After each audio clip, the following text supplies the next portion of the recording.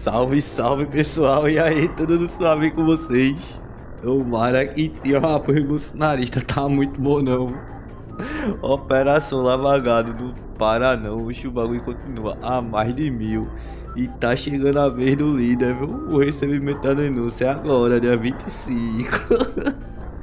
Tá mais perto que longe, papai. Enfim, vou trazer aqui um debate pá de Samuel Bonfim com o bolsonarista lá do Partido Novo, tá ligado? Referente ao fim da jornada 6x1 e pá, a redução da escala de trabalho. Aí peço desde já que se inscreva no canal, deixa like e comenta também qualquer coisa para fortalecer nosso engajamento. E na dúvida do que comentar, aquele bom e velho sem anistia pra golpista, que você está ligado, né? Golpista bom, é golpista preso, papai. Samuel Bonfim tirava o brava, né? Não dou maior valor ao trampo dela. Mas enfim, sem mais delongas, bora logo aqui pro debate. É fogo no gado, papai, muito churrasco pra nós. No Brasil, a jornada de trabalho da maioria da mão de obra, especialmente em setores como comércio, indústria e saúde e segurança, está baseada na escala 6x1. O funcionário trabalha 6 dias seguidos e folga 1. A carga horária diária é de até 8 horas, totalizando 44 horas semanais. Desde o fim do ano, a Câmara dos Deputados voltou a discutir o fim dessa escala, a chamada 6x1. De um lado, existe uma nova proposta de emenda constitucional já protocolada, a PEC 8 de 2025, que busca reduzir o limite de carga horária semanal de 44 para 36 horas, distribuídas ao longo de 5 dias. De outro lado, um grupo de parlamentares está formalizando uma outra proposta de emenda constitucional para, entre aspas, permitir que os trabalhadores escolham entre o regime tradicional da CLT ou por um modelo flexível baseado em horas trabalhadas, fecha aspas. Eu sou William França e é para entender melhor ambas as propostas que eu converso agora com a deputada Sâmia Bonfim, que representa o PSOL por São Paulo, e o deputado Gilson Marques, que representa o Partido Novo por Santa Catarina. Deputados, sejam muito bem-vindos ao Câmara Debate. Muito obrigada. Esse assunto gerou polêmicas e movimentou as redes sociais nesse início de ano, né? E a gente ficou de fazer um debate um pouco antes. Deu certo hoje, mas o assunto ainda permanece porque a discussão vai seguir este ano aqui na casa. Deputado, eu peço licença para começar com as mulheres primeiro, né? Até porque estamos no mês das mulheres. Eu faço uma rápida qualificação para que o telespectador possa entender por que da senhora e o do senhor estar presente aqui. A deputada Sâmia Bonfim está seu segundo mandato, integrou a Comissão de Constituição e Justiça, é servidora pública e, em uma fala, disse que essa PEC, a PEC que propõe a redução 6x1, é crucial para milhões de trabalhadores e trabalhadoras porque são muito explorados por uma escala desumana. E aí vai por diante. É isso mesmo, deputada? Olha, é isso mesmo. Primeiro, agradecer pela possibilidade do debate. Faz tempo que a gente não vê um tema mobilizar tanto a sociedade como esse da PEC do fim da escala 6x1. Aliás, não é simples conseguir coletar as assinaturas necessárias para o protocolo de uma PEC. E graças à mobilização, sobretudo nas redes sociais, mas também mobilizações de rua, foi possível. Porque toda trabalhadora e trabalhador do Brasil sabe o que significa não ter tempo e não ter vida para além do trabalho. Tempo com os filhos, para ir à igreja, para cuidar da saúde mental, para praticar esportes, principalmente nos grandes centros. Eu sou da cidade de São Paulo, as pessoas levam em média 3 horas no transporte público, mais 8 horas de jornada de trabalho de segunda a sábado. O domingo delas, principalmente para as mulheres, é dedicado para cuidar da casa, cuidar dos filhos. Qual é o tempo que sobra para viver, né? Usufruir da vida? É quase nenhum. Por isso que o tema teve tanto apelo e a gente espera que a PEC possa prosseguir aqui na casa esse ano. A gente está dialogando junto ao presidente da casa, presidente Hugo Mota, para que possa ter as condições necessárias para isso. Agora, ela pode ser aprovada na CCJ, vamos batalhar para que isso aconteça e depois ir para uma comissão especial, porque apelo por esse debate, sem dúvida, tem muito, porque uma pesquisa do Datafolha demonstrou que 64% da população brasileira é favorável a essa PEC e por ela nós vamos batalhar. Tá bem. Agora ouviu o deputado Gilson Marques, advogado, empresário, está também no seu segundo mandato aqui na Casa, é vice-líder da minoria aqui na Câmara.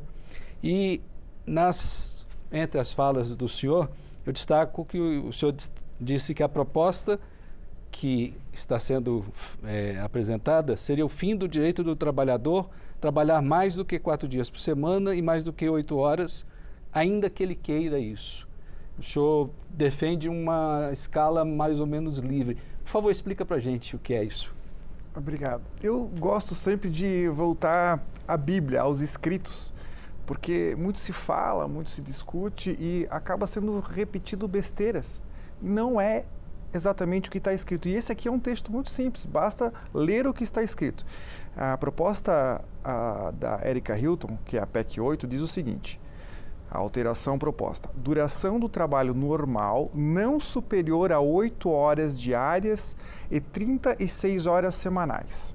Vou fazer um parênteses aqui, já existe o primeiro problema.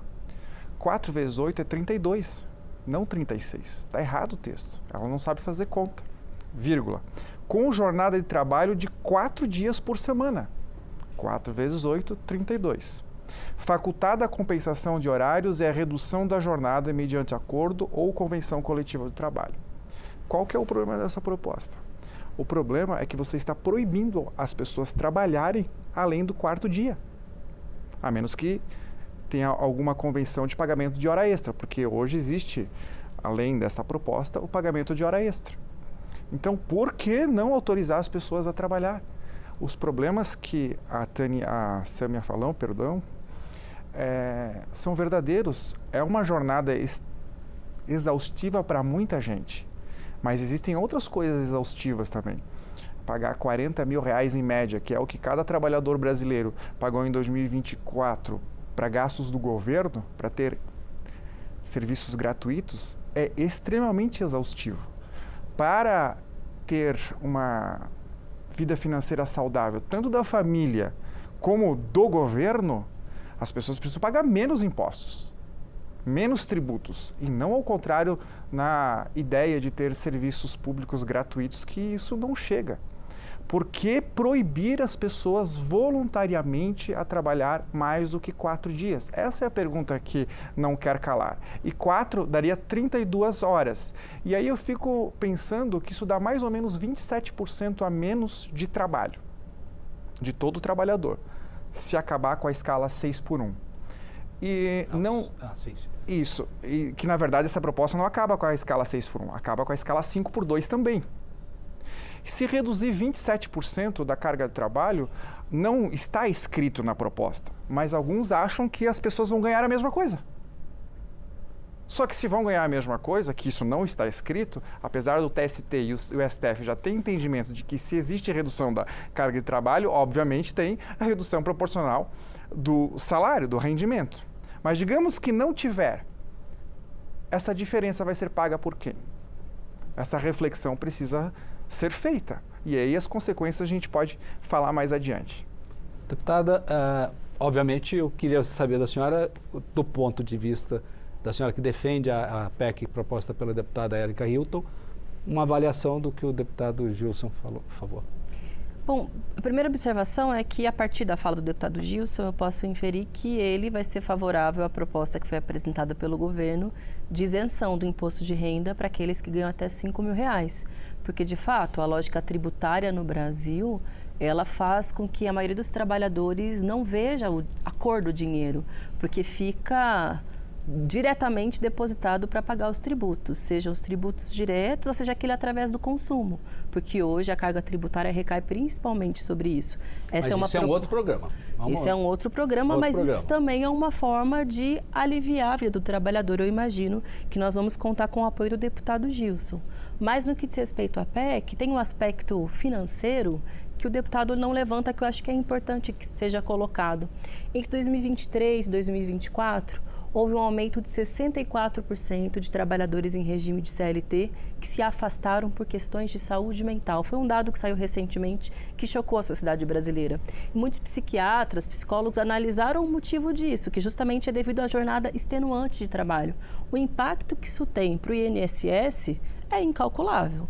fora aquele que tem no SUS, inclusive, porque as pessoas elas adoecem muito mais quando elas têm uma jornada de trabalho exaustiva. E aqui eu estou falando somente do tema da saúde mental. Se a gente for pegar outros aspectos, doenças como LER, como DORT, questões de coluna, de circulação, são uma série de temas. Então, o impacto que isso tem no SUS e na Previdência Social é muito grande. O parlamentar mencionou também possíveis contradições, no que diz respeito à jornada de trabalho, ao tempo de trabalho. Mas o que é mais irônico nessa situação toda é que, claro, eu sou uma parlamentar que trabalha bastante e imagino que o deputado Gilson também, pelo que eu posso acompanhar do trabalho dele. Mas os parlamentares, em tese, são obrigados a trabalhar um dia por semana.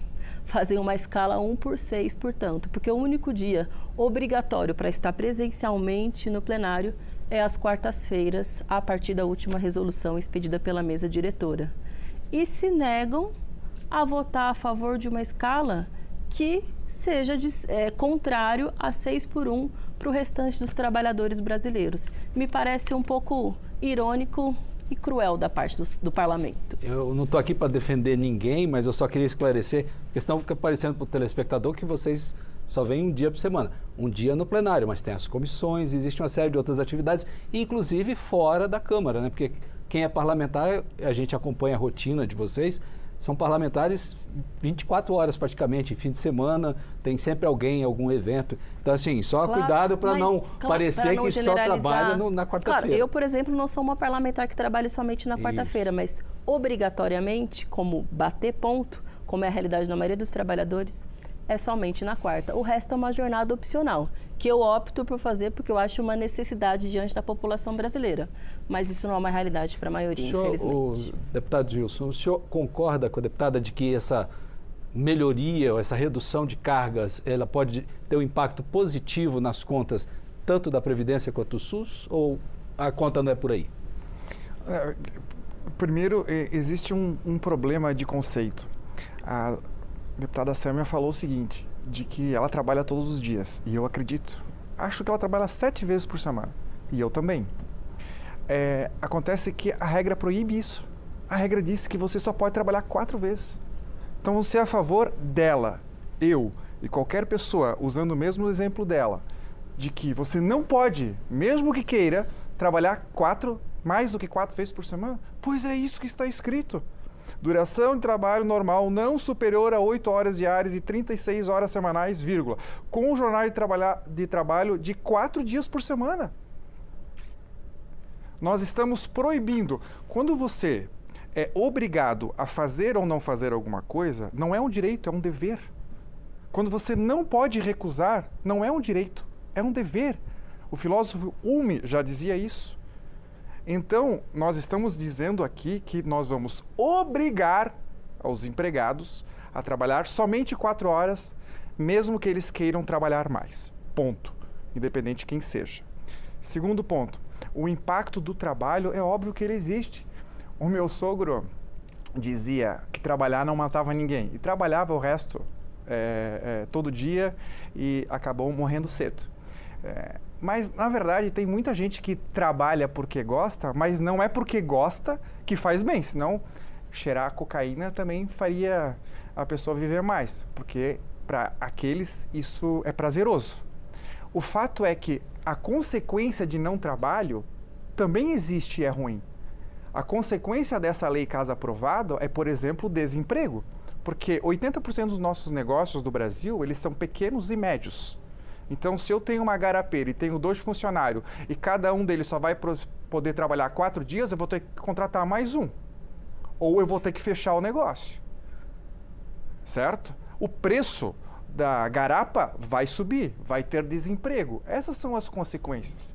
E a consequência do desemprego, a consequência de não poder comprar comida do supermercado, não foi feita pesquisa. É óbvio que isso é desesperador.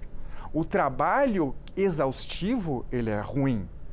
Mas fazer com que as pessoas sejam proibidas de trabalhar, não vai ter consequência ruim, então? Não se corrige um problema causando um problema maior ainda. Deputada, por favor. Eu queria trazer alguns dados, até peço licença porque eu trouxe uma cola, porque minha memória não me permite colocar todos eles de cabeça, mas foi um estudo, uma experiência, na verdade, organizada pela OCDE e pela ONU no Brasil, que se chama 4-Day Week Brasil, que era testado em algumas empresas essa redução de jornada de trabalho. 61% dos participantes notaram melhoria na execução dos projetos, 44% sentiram uma capacidade aumentada de cumprir os prazos, 82% perceberam um aumento de energia para realizar as tarefas, 62% observaram uma redução no estresse no trabalho, 74% notaram uma melhoria na sua saúde física, maior colaboração entre colegas, ou seja, o impacto para a produtividade no mundo do trabalho também é significativo. Eu tenho certeza que os empresários brasileiros também querem que a sua empresa tenha melhores rendimentos, que tenha um ambiente laboral que seja melhor, porque no limite isso é melhor para todo mundo. É melhor para o trabalhador, que vai ter uma jornada menos extenuante, mas também para a produção da sua empresa. E há alguns países do mundo que recentemente reduziram a jornada de trabalho, como a Alemanha, como a Irlanda, que não tiveram uma redução, aliás, um aumento no desemprego. Ao contrário, são países que, inclusive, comparado com os demais países vizinhos, tiveram uma melhoria nas condições econômicas. A senhora já adiantou uma pergunta que eu ia fazer, de toda forma. O deputado citou uma possível consequência, o aumento do desemprego, e eu queria a sua opinião sobre isso. A senhora meio que já adiantou, mas pode completar, por favor. Não, imagina, são dados também que a gente trouxe aqui da OCDE, estudos realizados pela OIT, de países como a Holanda, como a Alemanha, como a própria Irlanda, que reduziram a jornada de trabalho, mas isso não teve perda na produtividade e também não significou um aumento do desemprego. Ao contrário, houve um ecossistema mais bem construído que teve um impacto positivo não só no mundo do trabalho, mas também na assistência social e na saúde pública. Por isso que são elementos de conjunto que precisam ser levados em consideração para que a gente adote uma jornada mais justa no Brasil. Sua opinião sobre esses estudos e esses levantamentos internacionais, esse comparativo com o Brasil? Honestamente, Sam, eu acho ofensivo dizer de que a redução da carga de trabalho vai gerar maior produtividade. Já pensou se eu olho para você e diga, trabalhe só 4 dias que você vai ser mais produtiva? Se falasse para mim, eu iria me ofender. Eu queria até deixar o bagulho rolar até o final, mas tem como não, meu irmão. Uma almofadinha desse vem com os papos. Olha só, essa peste nunca teve um trabalho na vida, no máximo teve emprego, tá ligado? Duvido que tenha passado 4 horas dentro de ônibus lotado de papo para depois chegar no bagulho e trabalhar 8 horas por dia, de segunda a sábado, para no final das contas não chegar nem a tirar o salário mínimo. Isso nunca aconteceu, meu irmão, com um elemento desse, tá ligado? Não é bom até nem evitar adjetivar, né? Isso é miserável, meu irmão, na real, pô. Não sei como é que a galera consegue não ocupar a cadeira no bagulho, que só faz só pra defender empresário. Bora ver, povo brasileiro, faz isso não. Porque não é uma verdade. Se falar para todos os funcionários do Brasil, que é isso que a lei diz, porque ela é genérica e vale para todo mundo, vamos reduzir a carga de trabalho para 4 dias, proibindo, mesmo que queira, você trabalhar mais, porque você vai ser mais produtivo. Nós estamos ofendendo os trabalhadores. Na moral, é muita cara de pau dessa galera, pô. Esse bolsonarista é sem escrúpulo mesmo. Ele fala como se fosse assim, como se fosse tornar crime o trabalhador trabalhar mais, tá ligado que o bagulho. Para, meu irmão. O que tá sendo proibido é o empresário de forçar o trabalhador a trabalhar mais. Mas se o cara quiser fazer outro bagulho e pá, pra ganhar dinheiro, tá ligado não? Pode fazer, meu velho. Oxi, na real, essa galera devia pagar a multa depois de mentir, né não? No instante ia parar com esses bagulho. Ofendendo, isso é muito maior e óbvio do que uma pesquisa localizada em determinado local, sabe-se lá com que métrica. Não tem sentido nenhum. Ah, mas os países tal e tal fizeram, mas se pegar o histórico dos países que ela mesma citou, eles estão com uma saúde econômica decrescente. Existe um problema, Sâmia, de causalidade e correlação. O que eu quero dizer com isso? Países, por exemplo, como a Dinamarca, a Noruega, a Suécia e a Suíça têm liberdade econômica. Eles sequer têm salário mínimo estipulado. E eles são países ricos. E eles podem diminuir a jornada de trabalho, porque eles fizeram um dever de casa e têm recursos e suporte e colchão financeiro para fazer essas loucuras que não são aconselháveis. É a mesma coisa um pobre olhar para o vizinho e dizer: olha, ele comprou um iate, ele é rico, então eu, pobre, vou comprar um iate também porque é a coisa certa a se fazer. Não, a coisa certa a se fazer é o que aquele vizinho rico fez para conseguir comprar o iate. Porque aquele iate, apesar de bom, gostoso, ele tem gasto, ele tem despesa, ele tem consequência. Nós precisamos usar o exemplo dos países que fizeram isso antes deles fazerem. Se você pegar a pesquisa do Instituto Fraser, ele disse o seguinte, que os países com mais liberdade econômica, eles têm uma renda per capita 7 vezes maior, inclusive entre os 10% mais pobres. E aí, nessa situação onde a população tem mais recursos, o governo tem mais recursos, ano a ano ele não acumula déficit, você pode dizer para a população ou para as famílias trabalharem menos? Você pode dizer, porque realmente eles já têm recurso suficiente e esse impacto negativo vai ser menor. Sua opinião da avaliação dele? Sim, bom, eu, antes de me tornar deputada, enfim, trabalhei como servidora pública, ainda sou licenciada, mas por algum tempo também eu trabalhei como professora de inglês numa escola de línguas. Eu tinha uma jornada 6x1 e eu era muito jovem, à época, 20 e pouquinhos anos, mas eu fiquei pensando, eu definitivamente não ficaria ofendida se eu tivesse a possibilidade de reduzir a minha jornada de trabalho. Ao contrário, eu me sentiria um pouco mais aliviada, porque quem sabe com isso eu conseguiria, além de ter me formado na faculdade, ingressar no mestrado, ter outros planos, organizar a minha vida melhor. Eu estou falando de uma realidade específica de alguém que já tinha alguns privilégios e condições. Agora imagina a maioria dos trabalhadores. E, para além do exemplo individual, eu quero citar a pesquisa que foi feita pela Datafolha recentemente a respeito da PEC. 64% dos brasileiros são favoráveis à PEC. Entre as mulheres, o índice é ainda maior, é de 70%. Não é à toa, porque as mulheres sofrem ainda mais por conta da dupla e da tripla jornada de trabalho. Então, absolutamente não é ofensivo para nenhuma trabalhadora e trabalhador do Brasil a possibilidade de ter uma jornada menos extenuante. E definitivamente isso não significa proibir que se trabalhe mais, porque as pessoas elas seguem trabalhando quando elas vão para suas casas. Muitas vezes elas buscam outras formas já hoje nesse regime de trabalho para conseguir complementar a renda. Minha mãe, servidora pública a vida inteira, mas ela trabalhava como revendedora de produtos cosméticos para conseguir ter renda em casa. Muitas professoras e professores trabalham como Uber numa jornada 5x2, numa jornada 6x1. Não existe proibição no mundo do trabalho quando a gente está pensando numa lógica de exploração. A gente está aqui falando do contrário, é da possibilidade de aliviar a vida desse trabalhador. Porque quem lucra com essa lógica de você não poder ter direito à vida para além do trabalho são aqueles grandíssimos empresários que já são beneficiados com tudo. Aqui no Congresso Nacional se aprova a isenção, se aprova benefício tributário, se aprova perdão de dívida, possibilidade de renegociação, de acesso a crédito, isso sempre para os grandes. Agora, para o pequeno, quando finalmente sai uma proposta que pode ser positiva, que está na contramão, inclusive, das propostas nos últimos anos, que foi de flexibilização da CLT, foi reforma da Previdência, reforma trabalhista, agora é uma pauta positiva que os brasileiros estão abraçando. E eu acho que é uma oportunidade para o Congresso para demonstrar que se importa com a vontade, com os interesses da população. A conversa está tão boa que o tempo já está se esgotando. E eu vou inverter aqui, vou encerrar com ele.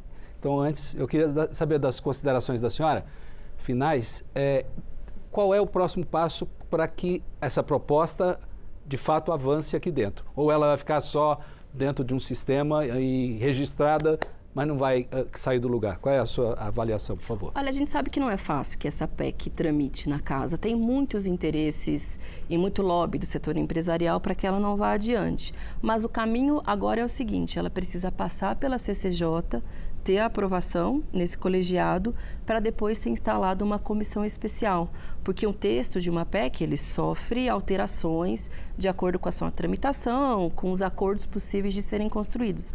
Para isso, é necessário que a sociedade siga vigilante, pressionando, mobilizando. Só foi possível protocolar a PEC porque teve tudo isso. Na tramitação, é preciso redobrar esse esforço, e é com isso que a gente conta para que ela seja vitoriosa. Tá certo.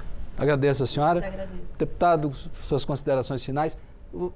Da parte dos que não apoiam ou que não concordam com essa PEC, existe uma movimentação para formar ou apresentar uma proposta diferente, ou o senhor mesmo diz que deixa como está? Como é que, encaminhando para o final, quais são os próximos passos do grupo que não vai endossar a PEC 8 de 2025?